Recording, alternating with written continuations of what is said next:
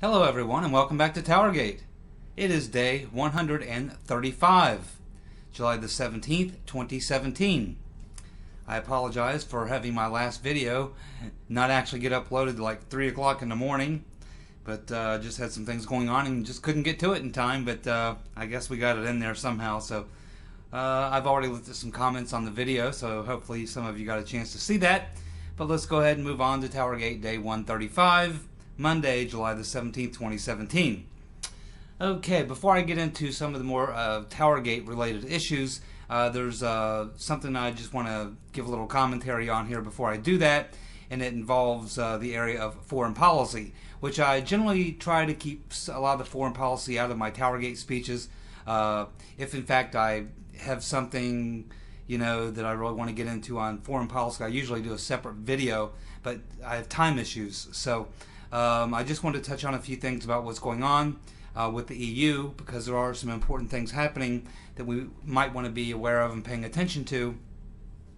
Now, I did a video about, a couple months ago, talking about the EU situation, and there's always the conversation, will the EU break up and this and that and the other thing, and of course I am one of those people who do believe the EU will eventually break up. Whether it's 10 years, 20 years, 30 years, I do believe that the EU will eventually break up. Now, I don't know if that means a complete breakup of the EU, but I do believe there will be countries leaving the EU. Of course, we saw that Britain had their vote to have their Brexit, and they're making an effort to do that, but there's a lot of power players in the UK right now trying to do everything they can to hinder that process, and that's exactly what you can expect from the global deep state. This is just how they play. They don't care about what the voters said. Voting is a fraud and a farce for the most part, as most of you know, and so generally these things are rigged. Occasionally you get someone like Donald Trump who beats the system, and you can see what happens when you beat the system at the ballot box. That doesn't stop them. They'll try to come up with something else. The same thing is being done with the Brexit vote. The people who voted to leave the EU won. The globalists didn't like that, so now they're trying other methods to try to reverse the process. I don't think they'll be successful, but they'll certainly make it a much uglier process and drag it out for a very long time, which really should not happen. We'll see how the British citizens react to it. There have been recent polling done there to find out if people still support it, and it appears now that even more people support the Brexit than did on the day of the vote. So clearly these people have already accepted it, they've set their minds on it, and they're ready to move forward and leave the EU. And it's going to be a tricky process, but I imagine at the end of the day it will happen. But the globalists are going to make it as painful as possible on the UK as possible, as much as they can. They're going to do as much harm as possible to punish these citizens in Great Britain for choosing freedom over tyranny. But now, I made a comment on that video that while a lot of people keep pointing to France and the Netherlands and Sweden or some of these other countries who are the ones who are most likely to be the next ones to leave the EU, if you watched that video I did a couple months ago, I said that I believe it would actually be the former Eastern Soviet bloc countries that would be the ones who leave, because they actually do have nationalist type leaders. They actually have a much better grip on the migration situation, and they're far more opposition with the citizens and the presidents of these countries in the former Eastern Bloc. They're not going along with it, and there's a lot of bad blood going down right now between the EU and some of these former Eastern Bloc countries. Now let's take a look at Poland. Poland, of course, has this leader Kaczynski. He's very much of a nationalist.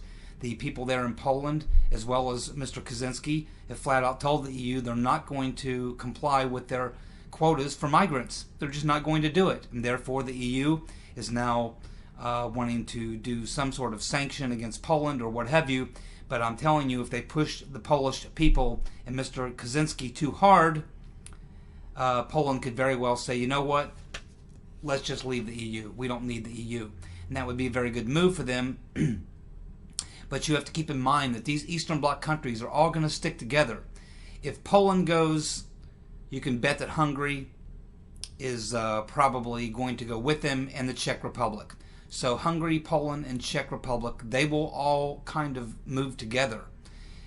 And you can see right now that Poland is challenging the EU harder than anyone has, and they really don't need the EU. That's the difference between a lot of these EU countries like Italy and Greece and Spain, who are kind of locked in. It's they would like to leave the EU maybe, but it's really hard. They almost depend now on the EU for their subsistence, whereas Poland is not in that position.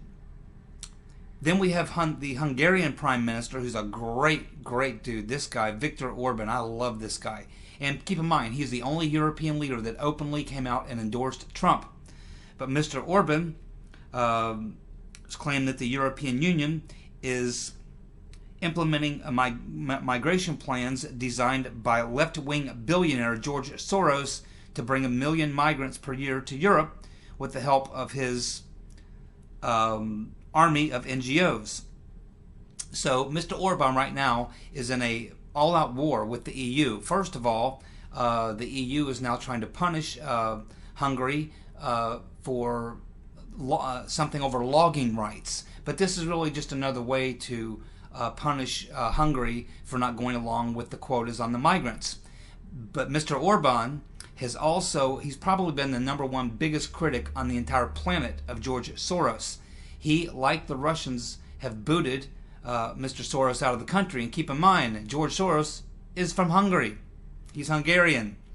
But Mr. Orban has basically booted him out of the country. He's not even allowed in their country. I imagine they would arrest him if Soros steps into Hungarian territory. He'll probably be picked up. They have shut down the NGOs just as the Russians did. These are non-government organizations. What these are organizations that are privately funded by billionaires like George Soros, and they coordinate with governments such as the UK, the United States, various countries in the European Union.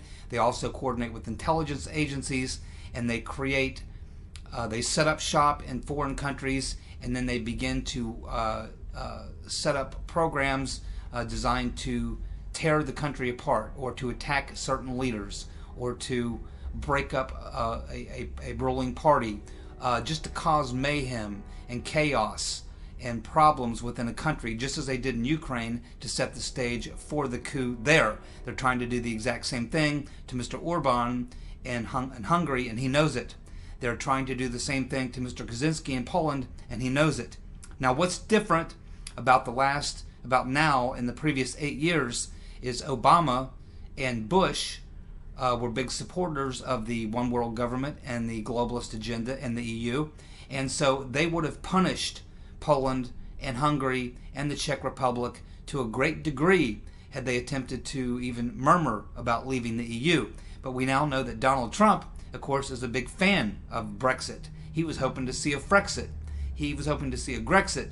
He was hoping to see all these. Donald Trump supports these countries leaving the EU. He supports seeing the EU busted up. Now, it's politically sensitive, so he may not come out and openly endorse some of these countries leaving the EU, but he certainly will not endorse them staying in the EU, I can promise you that.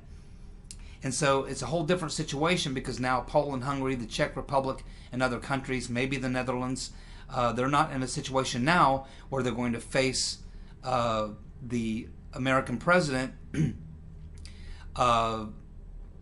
going after them if they choose to leave the EU. Donald Trump would stand by and let it happen. He would have no problem with it and probably would love to see it. So now these countries are more free to make that move if they decide to do it, so it's more likely now than ever. And I would, if Trump gets 2 terms, and I'm praying that he will, then I believe sometime within the next 8 years, within Trump's 2 terms, you will see Poland, Hungary, and the Czech Republic leave the EU. Of course, we have the Italian government is also pushing back. They're just about fed up with the EU. They are in fact threatening to close their ports. They have set their own quota for how many migrants they're willing to take, and they say if the traffic of migrants continues at the rate that it has been, they will close their ports to these migrant ships, and they will not allow them to dock there in Italy or stop there in Italy or unload their migrants there in Italy. They will keep sending them on up to Germany. So this is pretty important news, and this is all kind of happening behind the scenes. You're not hearing much about it, certainly in the U.S. with all the stuff that we have going on here in domestic politics, but these things are all playing themselves out right now. You have Poland, Hungary, and the Czech Republic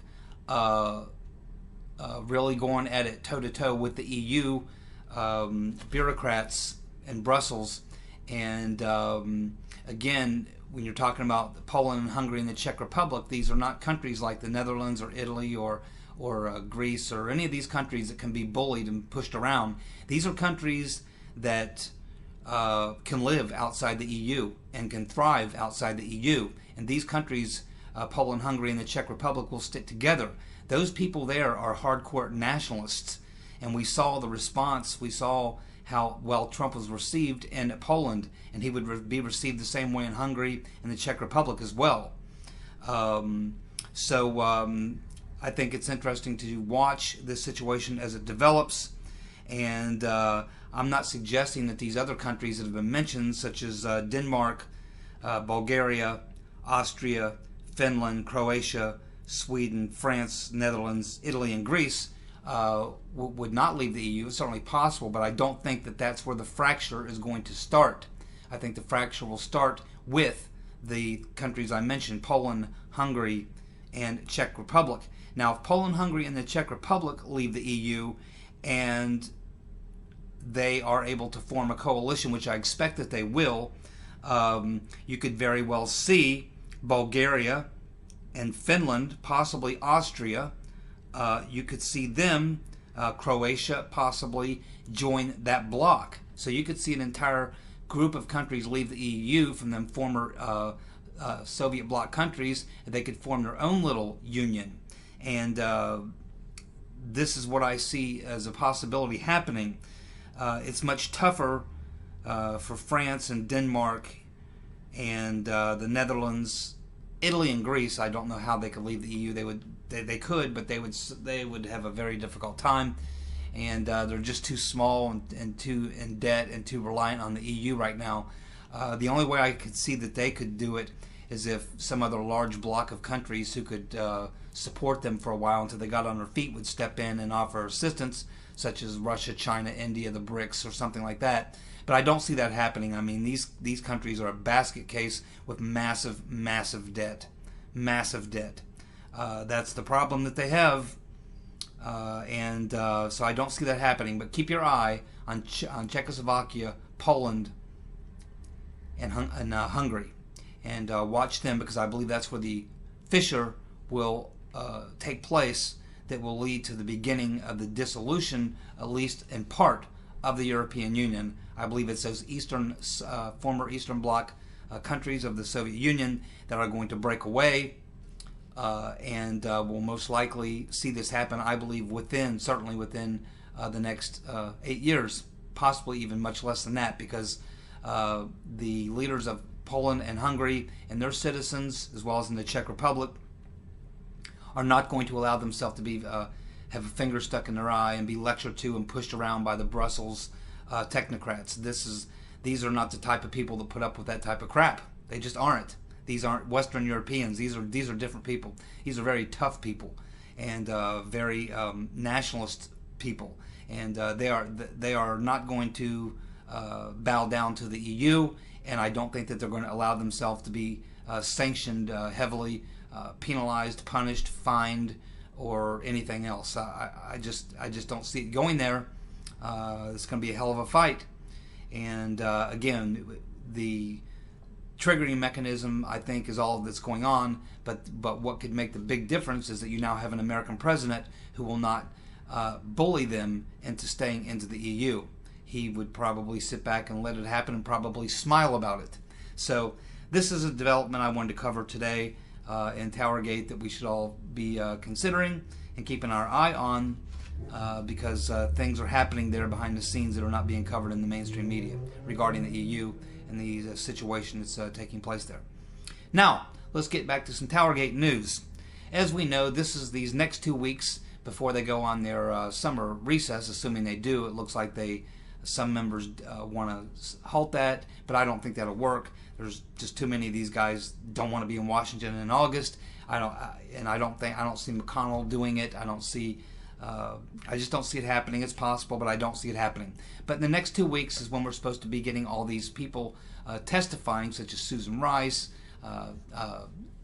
Valerie Jarrett, Ben Rhodes, of course, what's her name, Attorney General Lynch, possibly Comey, Brennan. All these people is when we're supposed to be hearing from them in these issues regarding the surveillance, the unmasking, and all these other things. And of course, we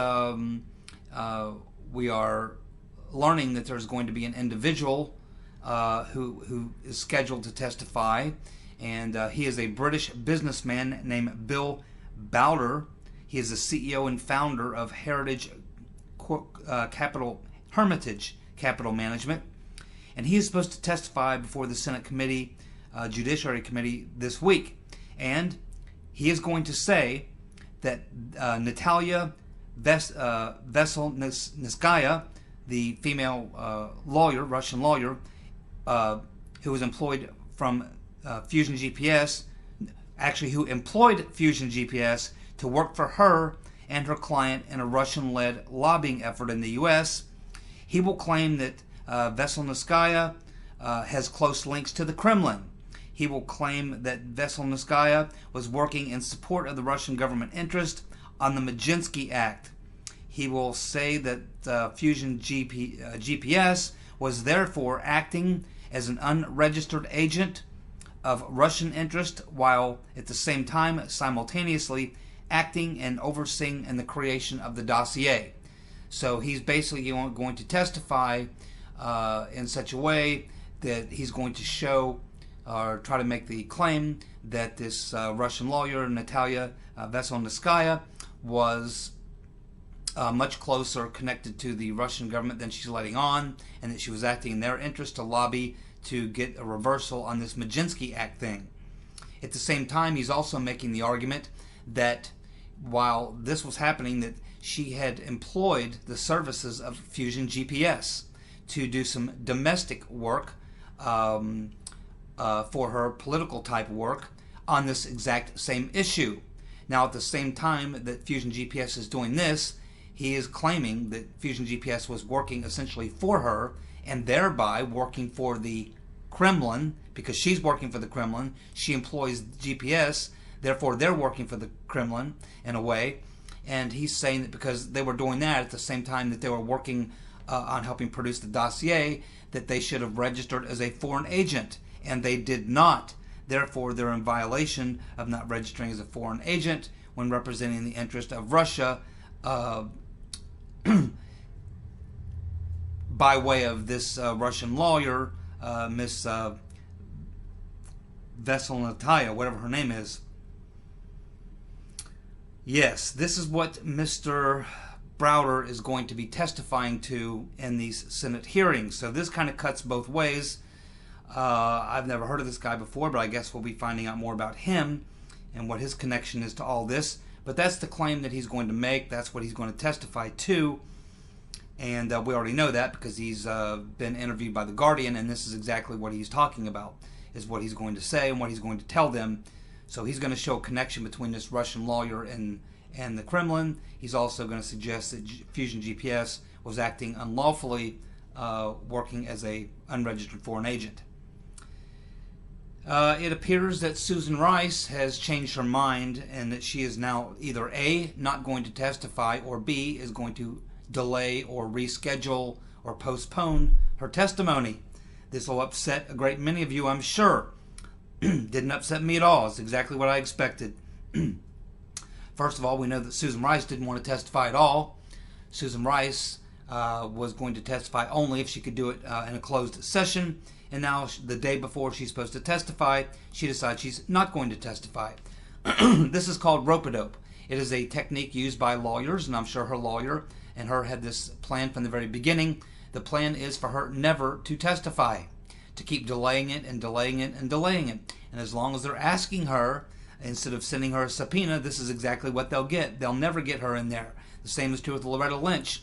The same is true with Robbie Mook. The same is true with any of these people. They're not going to voluntarily come in. They're going to play rope-a-dope. They're going to schedule a session, and then they're going to cancel it. Then they're going to reschedule, and then they're going to cancel it. Then they're going to reschedule, and they're going to cancel it. They are never, ever, ever going to keep their appearance. Even if they do, they're not going to answer any questions. They're going to plead the fifth, say they can't remember, say they can't recall. This is how the criminals do, especially criminals with $50 million and a very good legal team. They are not going to roll over for you. Now, you would think that the Republicans on this committee and the Attorney General will be smart enough to understand exactly how this game is played, because they all play the same games, but apparently they're not that smart. There never should have been a question to any of these people to ask them if they want to come and testify and how they want to do it. They should have sent them a subpoena, and they should decide whether it's an open or closed session. This is exactly how that should be done. But we are dealing with people who I don't believe are serious about getting to the truth. We'll see what the pitbull, Trey Gowdy, has to say about that. I'm sure that he'll have some very good commentary. I'm sure that he'll get a little angry. I'm sure that he'll make some very tough language. But at the end of the day, Trey Gowdy will do nada. So this did not surprise me about Susan Rice. Let's face it, if you're Susan Rice, would you testify? She's already admitted to unmasking. The only question is, was that illegal unmasking or illegal unmasking? Well, for it to be illegal, she would have had to have probable cause. And then the surveillance that was conducted and the unmasking that was done should have been consistent with the cause of the warrant. Now, members of Congress on these committees, and the Intel Committee, the Oversight Committee, have requested these documents from the FISA court, I assume, or from the FBI, and they have already seen the conversations that were unmasked. They know that Susan Rice unmasked the conversations. They know from reading the conversations that they had nothing to do with national security. They know, because they've requested this information, we assume they have it, what the reason was for this unmasking.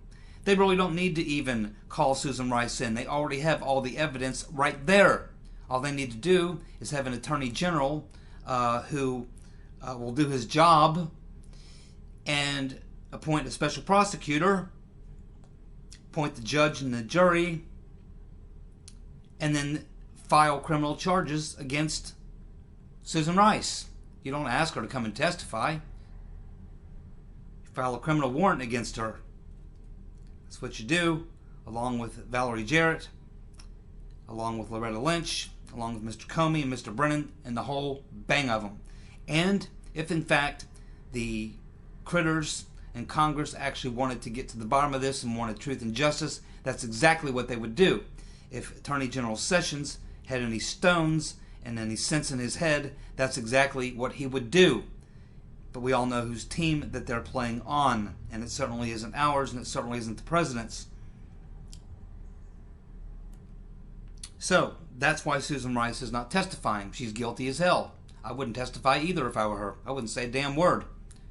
But she's playing rope-a-dope because she knows it's bad PR when she's asked to testify to say no. It makes her look bad. So she says yes. And then when the day comes, she says maybe. And then she'll wait a couple more weeks, a couple more months. And here's another thing. If you're the attorney for Susan Rice, you don't want your client to be one of the first people testifying, because you know your client has to go out and lie. And they have to go out and give their story. Well, you don't want your client to be the one to give their story first, because other people could come along later and give their story, which could be corroborated, which would come in conflict with your client's story, and your client would be found out as being lying under oath. What you want is to have everybody else come in and testify first. And once everyone else has testified and you see everyone else's story, then you can go ahead and put together your patchwork story of lies and deception. And this is probably what her attorney is telling her. He's like, man, I just don't like this. You know, you're going to go out there and give your story, but we don't know what everyone else is going to say. And could trip us up. It could cause us some problems. The best thing to do is not to testify at all, or to put it off as long as possible. let other people go first. Let's see what their story is. So this is just a game of rope-a-dope by Susan Rice and her attorney. And fortunately, her adversaries are people who are not serious about getting to the truth, and they're clearly either incompetent or they are corrupt. And I think you know where I stand on that position. Next, we have Mr. Goldstone. That's right, Bob Goldstone recently said to some friends, this was not on The Onion, by the way. This quote was apparently something that Mr. Goldstone recently said to several friends of his. He said, quote, that, let's see, if I am stabbed with the poison umbrella, don't be surprised. So Mr. Goldstone believes that he may be stabbed with a poison umbrella. And if he is, don't be surprised. Well, I guess he's familiar with the Seth Rich case. He's probably familiar with the most recent case of Mr. Eberwein. And he probably understands that when you get caught up in these types of things with the deep state, and my guess is when Mr. Goldstone was put up to making this phone call by someone and setting this little business meeting up, my guess is he thought that this would never come back to haunt him. But now he's found himself right in the middle of some things that he wishes he were not a part of. He realizes he is a pawn in this grand scheme, and he realizes what happens to people like him and Mr. Rich and Mr. Eberwein. And even if you're someone as high level as the Clintons' good friend, what's his name, the lawyer that they killed in Fort Marcy Park? Yeah, forget his name now. There's been so many in the Clinton body count, it's hard to remember them all. But anyway, yeah, this is how you end up, and Mr. Goldstone should not be surprised if he is stabbed with a poison umbrella. That would not surprise any of us, and it certainly is something he appears to be expecting. Now, of course, we know that none of these people want to testify. It appears that Fusion GPS, Mr. Simpson, does not want to testify. His two partners do not either. It appears that the folks over at CrowdStrike do not and are refusing also to testify. It appears that everyone who these committees are wanting to testify regarding the surveillance, the unmasking, and all these other things, none of these people seem to be very interested in wanting to come and testify, and so they're all finding ways to get out of it or just refusing to do so. And of course, I guess Congress, even though they have subpoena power, are not interested in using subpoena power because they're not really interested in getting to the truth. They are putting on a dog and pony show for us, and that's what they're doing. We will see how many of these people actually keep their word about saying that they will not reauthorize the FISA court unless they get to the bottom of it. My guess is that they'll all cave to the deep state, they'll sign on to reauthorize the FISA warrant, and then won't get a damn bit of information from any of the deep state creatures that are in the process of carrying out the coup, which is the larger issue, which really should be the issue that we're all paying attention to, but this apparently doesn't even come into the view of the pitbull, Mr. Gowdy, or any of the other people investigating. And of course, I'm sure that our good friend Mr. Mueller, Uncle Bob, and his posse, I'm sure that Uncle Bob and his posse will be all over this, just like they'll be all over the Ukrainian collusion, just like they'll be all over all these other things. I'm sure that Uncle Bob and the posse will be getting right to that. But anyway, we have Mr. Steele. Apparently, he is not going to testify. It appears that he's going to let his lawyer do the talking. But his lawyer is doing some talking, and he's also stating now, we're learning something else about what came out of his deposition, is that Steele, of course, says that he did not write the dossier. Now, up to this point, we've all credited Christopher Steele for being the man who actually wrote the dossier. But in his deposition, we're now learning that he's claiming he did not write the dossier. He says that it came from other sources and that he only signed off on it before feeding it to Fusion GPS. That's very interesting, because up to this point, we've all believed that Christopher Steele was the guy who authored the dossier. But now he's saying, well, I didn't author it. I just kind of signed off on it. It came from other sources. So now we have some other questions. And there's one man who can answer all these questions who has also refused to testify. And of course, he's been asked again to testify. And that tells you a lot, because you should know that these people should never have been asked to testify. Every single damn one of them should have been subpoenaed. And it shouldn't be in front of a congressional hearing. It should be in front of a judge and a grand jury. We have enough evidence, we have enough suspicion of crimes to go ahead and move to the process of the Attorney General appointing a prosecutor. This should already be in a criminal court. We're playing around with these silly games in the Congress where they have no interest whatsoever in doing anything but protecting the deep state and participating in the coup d'etat to take down the president. But Mr. Glenn Simpson, if you did want to get to the bottom of things, he's refusing to testify. They need to subpoena him because Mr. Glenn Simpson knows the answers to all these questions. Yes, he does. He does know the answer to these questions. And the questions you have for Mr. Simpson, based on what we've learned from Mr. Steele, you ask him, number one, Christopher Steele says he did not write the dossier, that he only authorized it and passed it along to you. So, Mr. Simpson, who did write it? Next question, Mr. Simpson. Who made it up? Who created it? And finally, who paid for it? Those are the three questions Mr. Simpson needs to answer. He needs to be subpoenaed and he needs to be asked those three questions. Those three questions will tell you a great deal. They also need to bring in the editor and the two guys who wrote the article, responsible for the article being published in BuzzFeed, and ask them directly who gave them that dossier.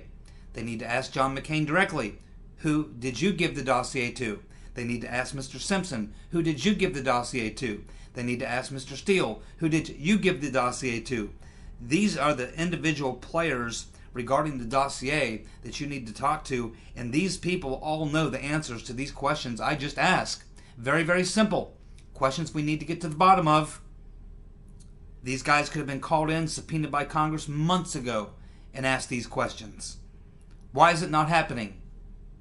I think you know why. Now, it appears that Senator Magoo has fallen into some unfortunate medical circumstances. How convenient.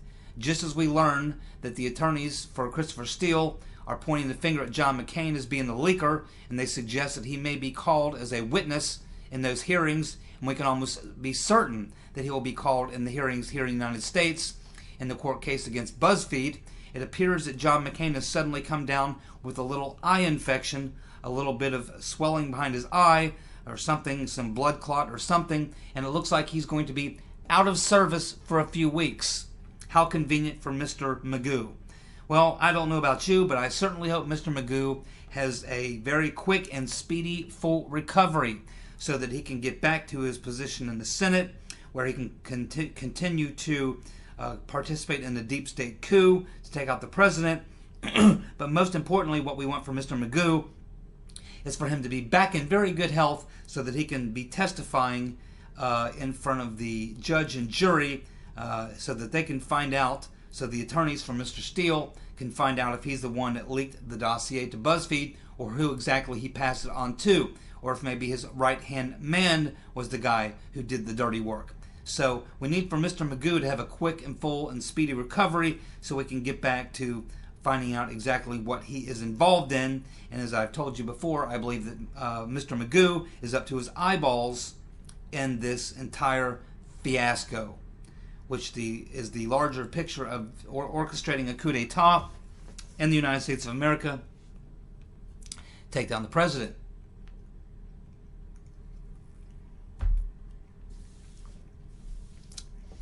Okay, so that's what we have going on. Now, I know a lot of you have been looking forward to these hearings. This is the 2 weeks when we were supposed to get these hearings, that we were supposed to hear from a lot of these people. I think that I know a lot of you are disappointed that Susan Rice is not going to show up, but I just want you to know that this was probably the plan all along. Did not surprise me at all. I heard it today. I thought, that's pretty much what I thought would probably happen. She's not going to answer questions. She's going to plead the fifth. She's not going to show. She's going to reschedule. She's going to postpone. This is rope-a-dope. It's a professional, it's a tool used by lawyers for millennial, It's a classic legal trick. I'm surprised. All these guys in Congress are lawyers. They all know exactly how this game is played. And you can only come to the conclusion when you watch the way this is all being done, that as I told you, these people who are pretending to be on your team are lying to you. This is one big game of political theater. It is nothing but a dog and pony show. It is there for your entertainment, and that's all. It's not there to produce any justice whatsoever. They're playing you. They're playing me. They're playing all of us for suckers. It's exactly what they're doing. They have no intention of following through on any of this. The only thing that any of these people, including 98% of the Republicans, are interested in is taking down Trump, destroying his presidency. As you can see with the health care bill, we had these Republicans for 7 years voting time and time again on repealing Obamacare, knowing good and well that Obama would never sign it. Then they were hoping that Hillary Clinton would be president and they would do it all again. And they knew she wouldn't sign it because they never thought Trump would win. But since Trump did win, it now exposed the fact that after 7 years, these scoundrels never even had a plan. And now that Trump is president and will sign and is dying to sign, he says he has his pen at the ready to repeal Obamacare. You can't find a dozen of these guys who went out and promised the voters in the last 7 elections or 5 elections that they would repeal Obamacare. You can't find a dozen of them to actually sign up for that, which has exposed the truth, is the fact that the Republicans were just as much involved in the Obamacare bill as the Democrats were. They were playing their role as the opposition, the controlled opposition. The fact of the matter is, these Republicans were paid off by the same pharmaceutical companies, HMOs, and insurance companies as the Democrats. The fact of the matter is that this repeal bill that they've now been forced to try to put together to cover their asses is also put together by the exact same people who wrote Obamacare, the exact same lobbying firms, the exact same individuals working for those lobbying firms, the exact same lawyers and accountants, the exact same people. The only thing they're trying to do is rework this thing to try to fool us again. And there are certain senators who are sticking to their guns, who are not allowing themselves, they're not going to be part of the scam.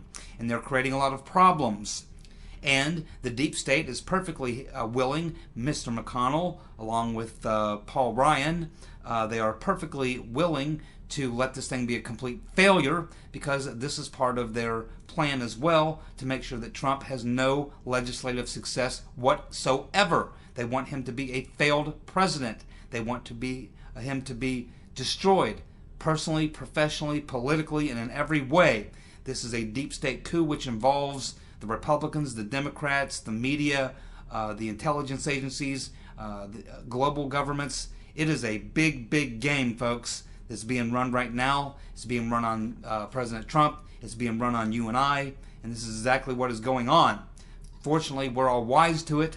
And we'll just have to keep fighting these people. But again, as I've told you many times, for the truth to come out about any of this, it will only come out through some sort of a civil court hearing, like the one we're seeing that's been filed by Mr. Gubarev. It's probably the direction Trump should go. He should go the civil court route. The Congress will produce nothing. I'm absolutely certain of that. Maybe a whistleblower will come forward. Maybe a good reporter like someone at Circa or McClatchy will find someone who is willing to go on the record and testify. Maybe someone will come out like a Deep Throat or a John Dean or something. Maybe something like that will happen. But if you're counting on Trey Gowdy, if you're counting on Mr. Grassley, if you're counting on any of these committees in Congress to actually produce the truth about anything, they will not. This is a dog and pony show. It's political theater. This is all it is. This is all it is. So it's frustrating, I know. I hate to say this to you, but I'm not going to lie to you or myself. I've been watching this game for a very, very long time. I also have one last question before I go. If I were to be in any of these committees, I would certainly want to subpoena all these people, but I would also want to subpoena Ms. Veselnitskaya, the Russian lawyer, and I would like to ask her one really nice question. And that would be, during the time of the 2016 election, did you ever have contact with anyone associated with the Hillary Clinton campaign. During the 2016 election, Mrs. Veselnitskaya, did you ever have any contact with any person associated with the Hillary Clinton campaign? That would be a very, or the DNC. That would be a very good question for this Russian lawyer to answer. I don't hear anybody asking that question. To me, it's an obvious question, but I think it's a question that we need to get to the bottom of. Of course, we will not get to the bottom of it unless I'm sitting on that committee, or unless some civil action, it comes out in some civil action or some whistleblower or something. Your Congress will not get to the bottom of it. The Pitbull will not get to the bottom of it. Mr. Grassley will not get to the bottom of it. No one. And of course we have Jeff Sessions. Not sure what's going on with Mr. Sessions, but at this point in the game, if I'm Donald Trump, you got to call Sessions in. You got to say, Jeff, I need you to come in. I need to talk to you. When he walks in the door, you say, Jeff, I need to see your testicles. Just put them right out on the desk. Just let me have a look at those testicles. First, I want to make sure you got some, and then I want to make sure that they are serviceable. Of course, Sessions will probably set his nuts up on the desk, to which point Trump could only reply, Jeff, those are raisins, not testicles. At which point, Trump would probably know at that point it's time to appoint a new attorney general. Probably someone who does have a pair of testicles, but clearly Mr. Sessions does not. Or he's busy with the crossword puzzle, or shutting down medicinal marijuana operations in states that have passed it by an overwhelming majority.